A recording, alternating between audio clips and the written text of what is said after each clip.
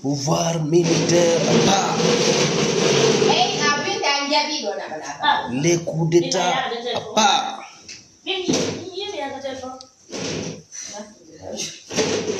Nous devons tous soulever, dit à bas le pouvoir militaire. C'est le pouvoir bandit.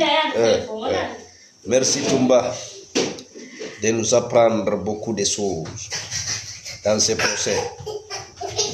Mais le peuple est naïf, le peuple guinéen, très très naïf. Les bandits sont là, des narcos, des grands narcos. On va écouter d'abord Koto Akumba, ce qu'il a adressé d'abord au CEDEAO. Après Arom Yetan Hire. Partagez le maximum. Gente donne.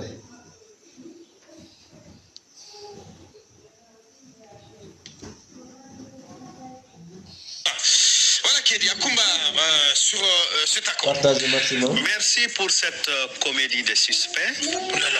Suspect parce que la CEDEAO a perdu toute sa crédibilité. Je le dis et je l'assume.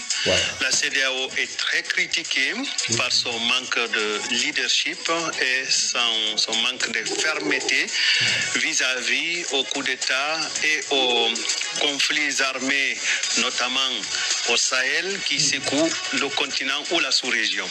C'est une comédie des suspects parce que nous savons que la junte nous a offert un discours de prise de pouvoir extrêmement intéressant du point de vue théorique. Mais aujourd'hui, on a pratiquement oublié le contenu de ce discours. La junte nous a offert une charte extrêmement bien réfléchie, mais aujourd'hui, on en a fait un Kleenex.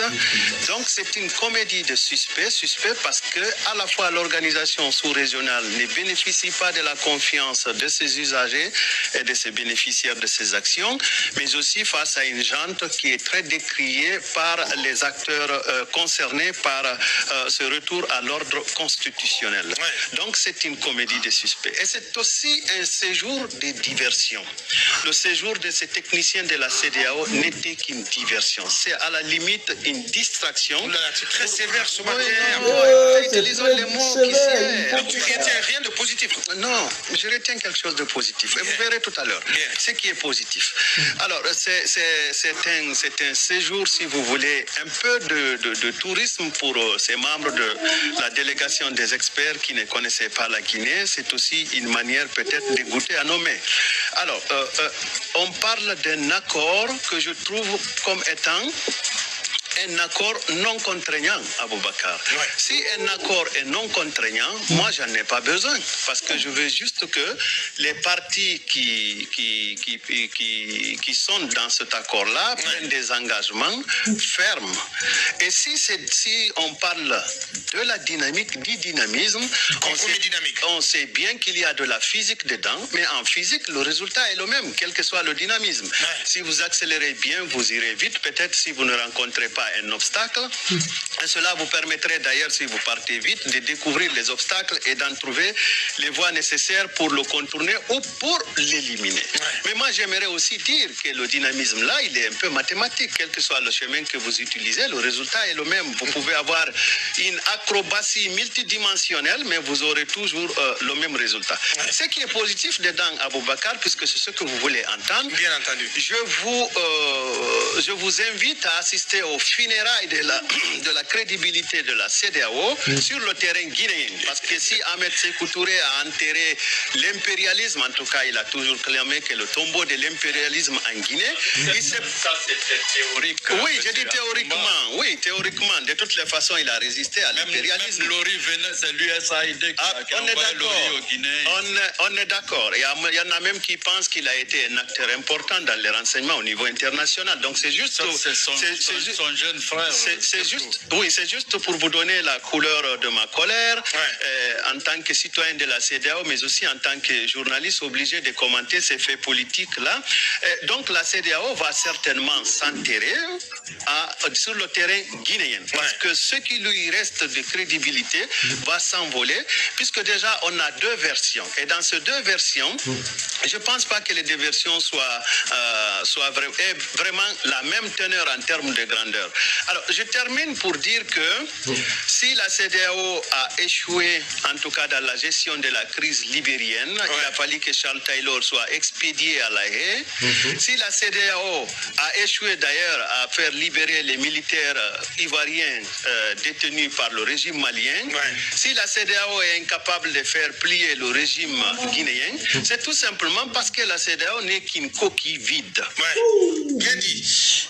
awa men salmini on bandiraɓe siɓɓe on nani ko mawɗo wawɗo yurnitade analyse piiji hayno ko woɗɗi kañum ko Koto Akumba Diallo haray ka tigi tigi yo laaɓan politicien ɓe lagine ɓen si tawi ko CEDEAO ɓe wolori awa CEDEAO e tin kokki vida CEDEAO ko hunde nde ala joɓɓudi nde hunde nde ala nafa habborɗo ɓen ɓe ala daƴƴere e ala si hunde wona heɓali daƴƴere kono ɗum riwata heɓirde calɗe ausbillahi rima haray yo yaka seede men yo leader ɓe lagine jooɗiɓe habbi sanction ji jooɗiɓe habborɓe sanction lagine ɗo ma jooɗiɓe hawjani élection ha élection o silo kan wasi tawi ha hande élection lammini goɗɗo lagine hande kombo élection lammini hombo yaltinemo mi yiya élection hombo waɗi ɗo laaɓuɗo mo lamminɗo goɗɗo on wala on élection ala o ala dey o ala Seko c'était proclamé ici président a vi Conte Gangoto Majaka lutuɓe ɓe fof no andi on no ardi resiɓe no jentorɗen o procès si Guinée jon no mari parque o jogodira men dalla men à bas les pouvoirs militaires Allah ko seede ko bandi jodi hore men Allah ko seede laamu sori ko laamu bandi Allah ko seede laamu sori wela laamu sori men sokka juuɗe sabu janga fama heɗaki jaɓata famine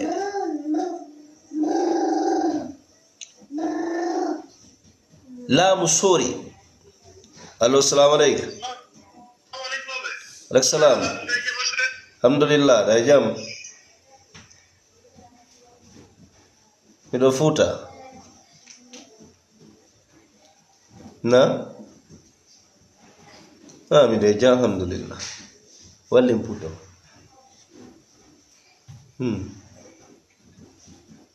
nam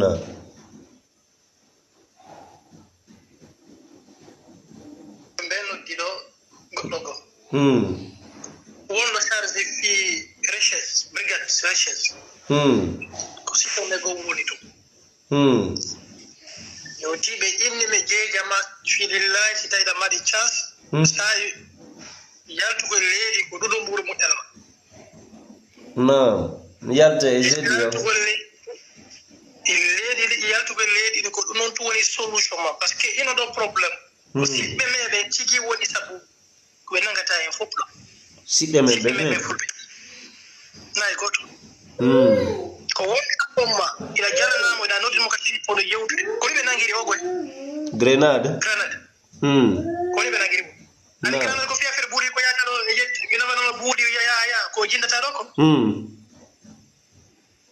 ko ɗo waɗi mi nodduma joni par ce que ko joni ɓe noddilan fimo min compte wonɗa min mi andani fewm ɗo ɓaɓo mi noddama mi anda situation ma compte fewdirɗa fi lillahi yaltu e leydi ɗi wattana hakkil kadi ko yaltata e leydi ɗi wattana hakkil inde mande ɗo no kan listi ɗum noon laaɓanama ina tawa e nangueteɗe na goto pet haalnila mi heeɓi 3 4 version joni ɓe inde ma no kan listi ina tawa e nanguete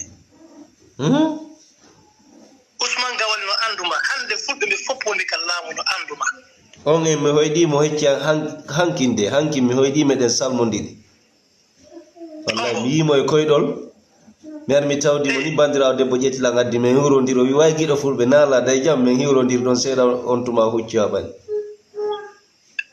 ɗum ko on boni Ousmane Gawal mi hoydi mo hecci hanki o jemma feƴƴi d'accord mi andi nayo kanko woni to hande kanko woni porte parole kanko woni keɓe présidence sikirɓe ɓe fuu ɓe nanga ɓe foppuɗo hande kadi mo andi yo fof mo andi ko hombo homo ɗo nangue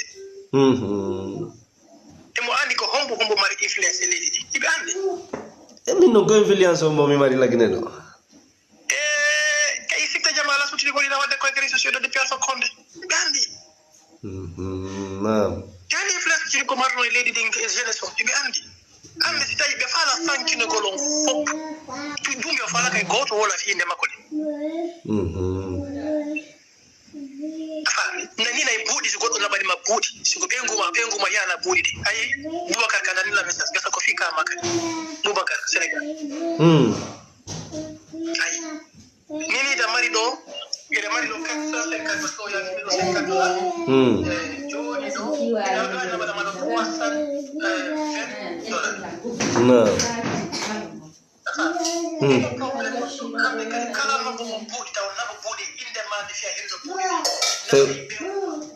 famiɗo ma goɗɗo go kam par ce que si Aissatou nangama aray mi nangama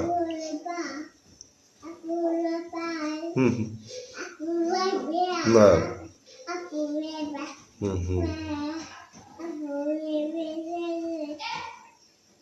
ay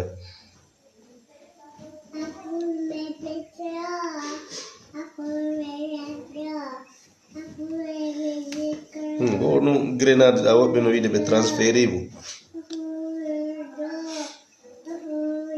non ay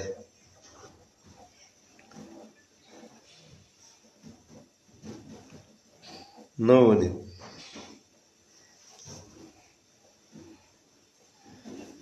awa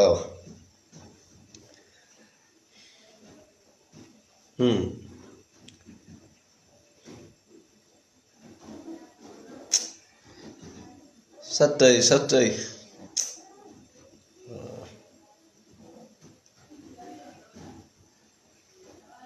ay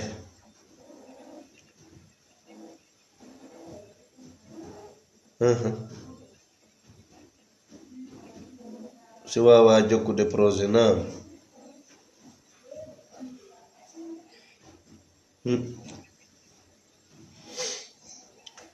no woni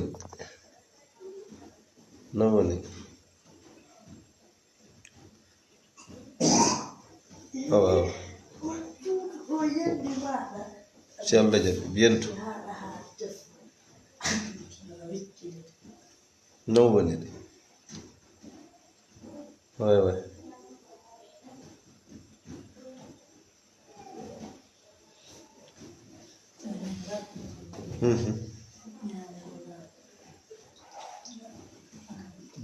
Inch'Allah, c'est programmé déjà. Merci. Partagez maximum.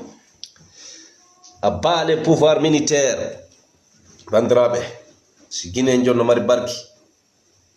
Wawa tamondirde.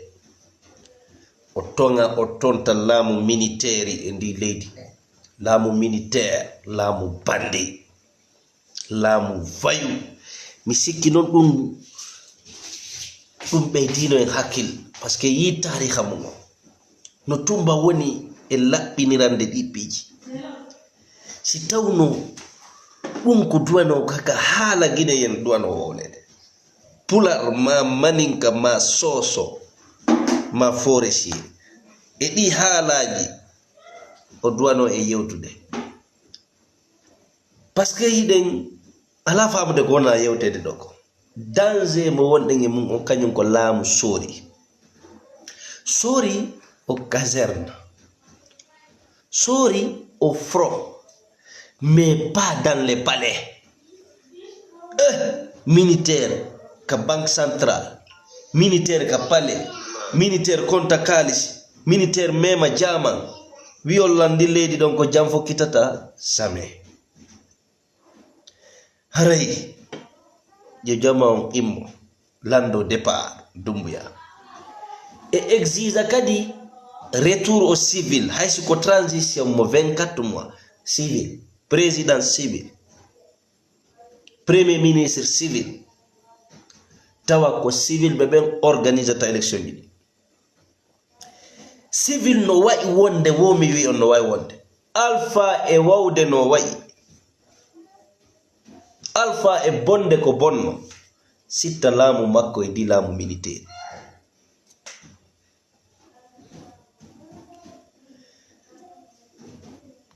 bala tigi laɓɓinan no jama sayi mo fewnuɗen on ko sayi bandiyaga ɓurɗo doole woyol paacin oya hande commerçant ɓe men wonti jeli wonti naafiki wonti jaloɓe yeenoɓe fiyo wawa hettude market mum yo siɓɓe hande guinéyenjo wonɗo e hoore beelol mum e cuucal mum on no fandi on no fandi ren turki jama leydi ni wallahi ko enen sali sina ɗum anditede Conakry a yomu on n'a pas d'électricité on n'a pas de route on n'a pas d'eau on n'a pas des écoles modernes on n'a pas des hôpitaux modernes on n'a pas de sociétés transporteurs on n'a pas de sociétés aériennes on n'a pas de métro ni de train. L'avenir de nos enfants sont bâillonnés. L'avenir de nos enfants est bâillonné. Comment croiser les bras? Mais tout sur Dieu. C'est Dieu qui a voulu. Mensonge. Dieu n'a rien voulu. La Guinée, on a le quart réserve mondiale de bauxite. Le 3/4 réserve mondiale de bauxite. Le premier réserve, grand réserve mondiale du fer. On a l'uranium, on a du diamant, on a le manganèse. On a la terre cultivable, on a l'eau, mais on n'a rien. Pourquoi? Parce que le peuple est très naïf. Si on s'organisait main dans la main, unis, et c'était très loin de nous ce qu'on appelle l'ethnocentrisme, l'ethnostratégie, on ne sera pas là. Le peuple doit s'éveiller pour combattre pour son avenir. Ce pays n'a pas besoin de sélection, besoin de résistance, ce qu'on appelle la révolution, et une grande nettoyage, parce que le pays a foutu à jamais. Il n'y a aucun espoir. Chacun plie ses bagages. Tu ne peux pas parler. Tu es guinéen, mais tu n'as pas droit à parole. Tu parles, on te met dedans. Tais-toi, vis ta vie. Nous on est au pouvoir. C'est nous qui gérons. Le pays nous appartient. C'est ça que nous vivons pour le moment. On a vu les cars pour réussir leur plainte qui ont été répondu aujourd'hui leur appel. On a vu la réaction des CDD. Ça fait très mal, ça fait triste. Toujours restons mobilisés. Le combat des Yoloyala. Restons mobilisés. Jusqu'à quand mobiliser? Jusqu'à quand on va se mobiliser? On est fatigué. Tout le monde connaît. 2013 jusqu'à 2015, les manifestations, comment se déroulaient? Tout le monde sortait, tout le monde était déterminé.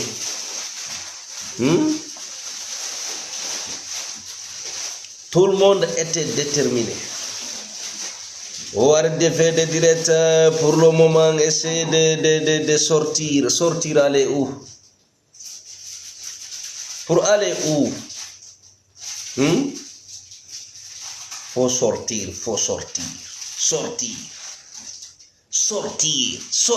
Pourquoi? Miɗo hibbani goɗɗo, miɗo woñani goɗɗo. Ah bon.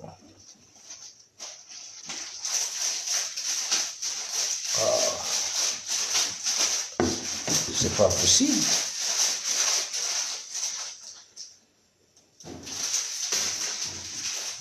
Faut sortir. Si je sors,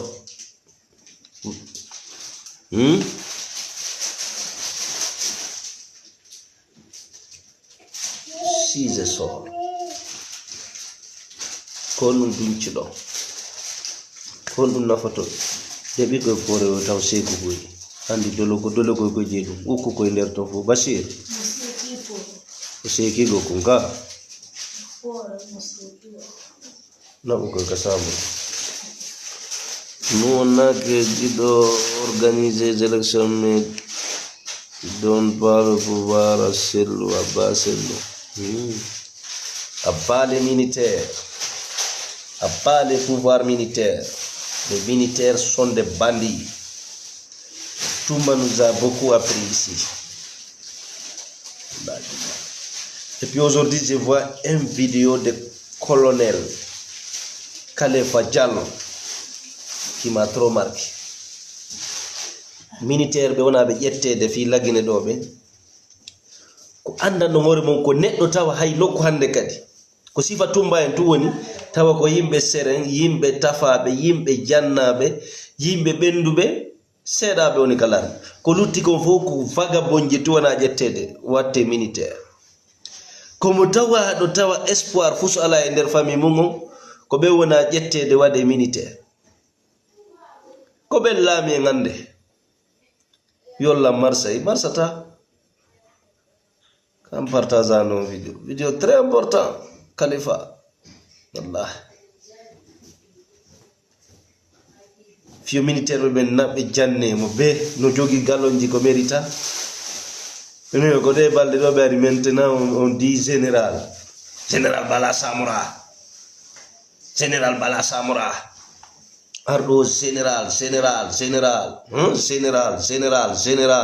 wonno capitaine colonel patati wonno la marsay tawa gandal fusko ari mariala merita kati ray turke jama lagina en fala jodde en luttiray ni dum non ala nata gado ko ni luttir sengene adna fonu avance adna fonu évoluer hande ni Ousmane Gawal no Rwanda o ya progrès ji din do Rwanda ittata ngay do margol ngaluji non na rien peyum kun ala fus kono o ya développement et progrès tawanu mérito kono o sabu hon dum hadi be wadana parce que ko ene woni benda bibbe lagine be woni benda aray dum ko teddungal men kala ka tolorde si defala immode yo leader be ben fo arto société civile syndicat immo abba les pouvoirs militaires be ila be ari do godda milliard ji ko be nyaami milliard ko dum wadi fijirdo be fimbulamu do be waray mo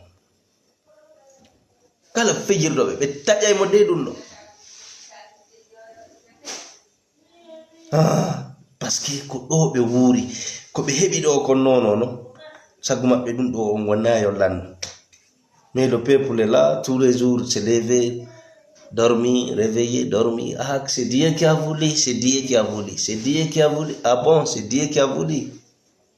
Quand Allah m'a dit, au 21e siècle, il y a un courant stable. Quand Allah m'a dit, on n'a pas de route. Quand Allah m'a dit, on n'a pas de route. On n'a pas de société de transport terre. Allah, kala muy. Ingala ndiang robini udita. Kala muy. I accident wonde koy lawo nyol koy. Kala muy. Nge hege. Kala muy. Awa joro den kala muy. Na. Lando to lutu be benkadi. Wombe avance de ben sitay be jodi be okide kareto.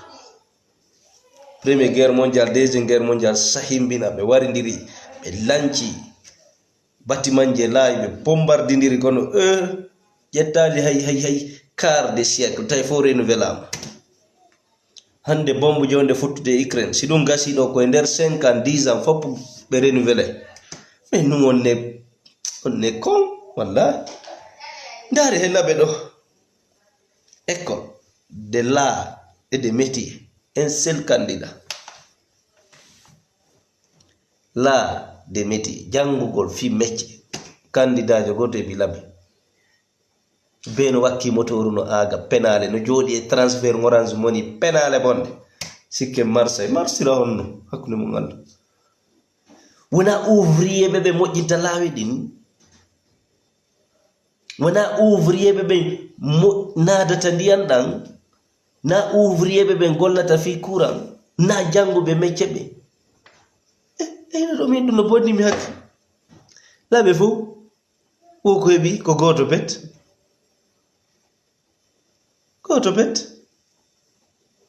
on partage non voilà labe un seul candidat pour l'école abem jangano yo marsali sibbe asogataje bambalanje hino waki motoji no chawira wa kulle sikude adna on ko don hatti hebugol tumbuku l'argent rapide trop l'argent facile pour le foot ay wakilo janga métier 3 ans 4 ans 5 ans fiyo métier wurnu mo awmaya wona après il faut que joni moi il faut que mi heba joni labe un seul candidat pour l'école nationale de l'art des arts et métiers ENAM. La région administrative de l'Abbé a abordé ce lundi 24 octobre 2022 la première journée de cours d'accès aux écoles techniques Allahu Akbar, et centres de formation professionnelle avec un faible engouement pour l'école nationale des arts et des métiers. Kura woy koy febli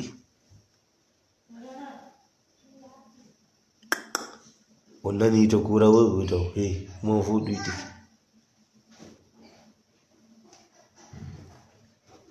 dole makko on ɗuytiki kina ken candidat ayant composé sur les 3 personnes inscrites rapport un correspondant de guinématin.com. Yolla marsay hono marsirta hono peji din hoyirta métier ji din no wali karolugol nyappu ala métier façon ko wala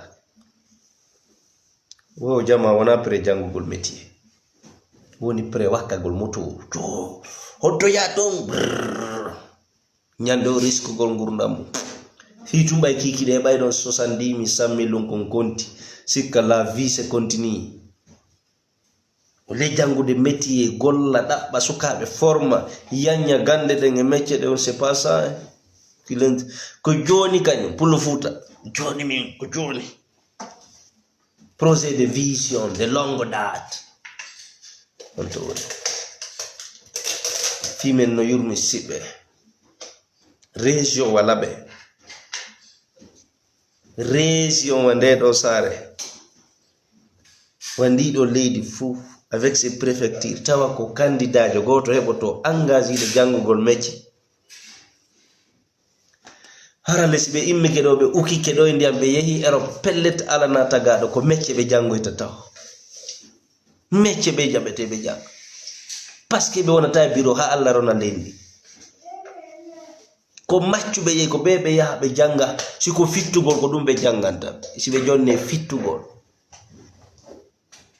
siko mawlugol be jangana mawlugol sibe jonne mawlugol e ka leydi mabbe do are jango métier de hendo don diplôme jidi personne ne va là-bas gasi mi wada taxi kono mi yaha mi janga métier bimbi mi jetta motora ko lero mbol natite mi profita don seda ler yona tum yehi kala ko mi janga métier de ngami gayna mi yalti non kadi mi ara mi dabbar sikenga personne ne se plaint jango en ara on débat nous vivons comme des inconscients malhonnêtes dans ce pays la jeunesse n'a que vision de money fuck money awa donc hebde mbudi donc ande on mbudi borta ko nous ngoni di galère jon sekude vous pensez comment on cherche l'argent de mari expérience ko no mbudu heborta voilà expérience de projet expérience de voir loin ko no hebirta mbudi dangote mbe on sekude be ko immitum wakki motore ciawgol